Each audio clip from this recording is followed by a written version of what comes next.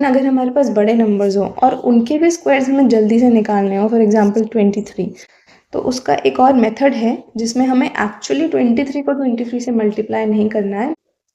जैसे 23 है उसे हम 20 + 3 लिख सकते हैं, और अगर मैं 23 का स्क्वायर करती हूँ तो यहाँ पे मैं इस पूरे का स्क्वायर करूँगी, और यहाँ पे जैसे ही मेरे पास ये a + b की फॉर्म में आ गया, यहाँ पे मैं फॉर्मूला यूज़ करूँगी, using a + b whole square is equal to a² + b² + 2ab। इस फॉर्मूला में वैल्यूज पुट करूँगी मैं, जहाँ पे मेरा a है 2 और मेरा b है 3। यहाँ से मैंने डिराइव किया है इसे। तो फॉर्मूला देखेंगे हम, a² + b² + 2ab। So this gives me 400 + 9 + 2 × 60, which is 400 + 9 + 120, 529। तो हमें एक्चुअली कहीं पे भी 23 × 23 जितनी बड़ी कैलकुलेशन नहीं करनी पड़ी। हमें मैक्सिमम कितने बड़े डिजिट की कैलकुलेशन करनी पड़ी? 20 की। 20 × 20 किया हमने, 3 × 3 वॉज प्रिटी ईजी, एंड 2 × 20 × 3। तो हमने छोटे पार्ट्स में उसे डिवाइड करके अपनी कैलकुलेशन को ईजी कर लिया। यहाँ पे तो हमने डायरेक्ट फॉर्मूला यूज़ किया a + b होल स्क्वायर। अगर ये हम ना भी यूज़ करें तो हम एक और वे में इसको लिख सकते हैं। हमने ये लिया था 23 का स्क्वायर इज इक्वल टू 20 + 3 का स्क्वायर, ऐसे भी लिख सकते हैं। तो हम इसे 20 + 3 × 20 + 3 लिख सकते हैं।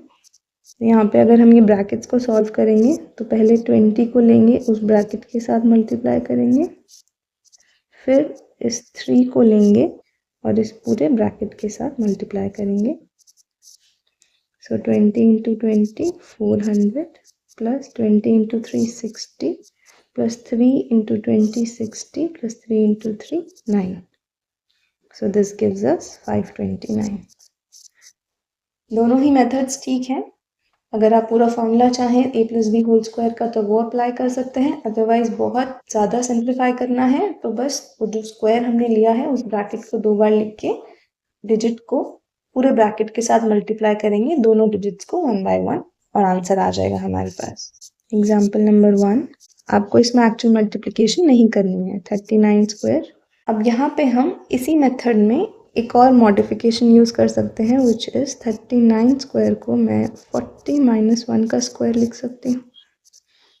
पर यहाँ पे मैं फॉर्मूला क्या यूज़ करूँगी? a - b का whole square, which is a² + b² - 2ab। So यहाँ पे मेरा a है 40 और मेरा b है 1। सो 40² + b² - 2ab। So this is 1600 + 1 - 80। तो 1600 में से 80 गया, 1520 एंड +1 हुआ तो 1521।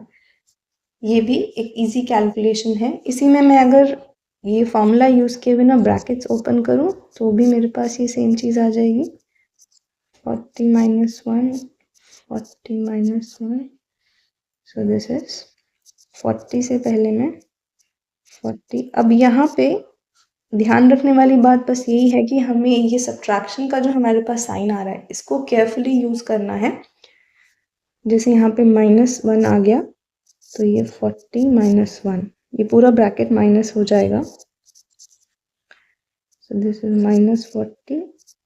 अब ये माइनस है, 1 से 40 को करेंगे और ये -1, तो ये ब्रैकेट के बाहर हमारे पास माइनस में है, विच इज -39। तो 1600 - 79 आ गया हमारे पास, विच इज अगेन 1521। तो आप कैसे भी इसको सॉल्व कर सकते हैं, you just have to simplify it and you do not have to do the actual multiplication, method you find easier. Addition में ये एक हमारे पास प्लस पॉइंट है कि हमें ऐड ही करने हैं सारे नंबर्स, तो हमें ये कॉम्प्लिकेशन में जाने की ज़रूरत नहीं कि हमें माइनस तो नहीं मिल जाएगा बीच में, कुछ नंबर्स हमें सब्ट्रैक्ट तो नहीं करने. So you can use that as well. Let's see second part. 42. This can be written as 40 plus 2 का square. Brackets ले लेंगे. 40 plus 2 into 40 plus 2 लिख सकते हैं. 40 को सेकेंड वाले ब्रैकेट के साथ मल्टीप्लाई, फिर 2 को सेकेंड वाले ब्रैकेट के साथ multiply. This is 1600 plus 80 plus 80 plus 4, which is 1600 plus 164, which is 1764.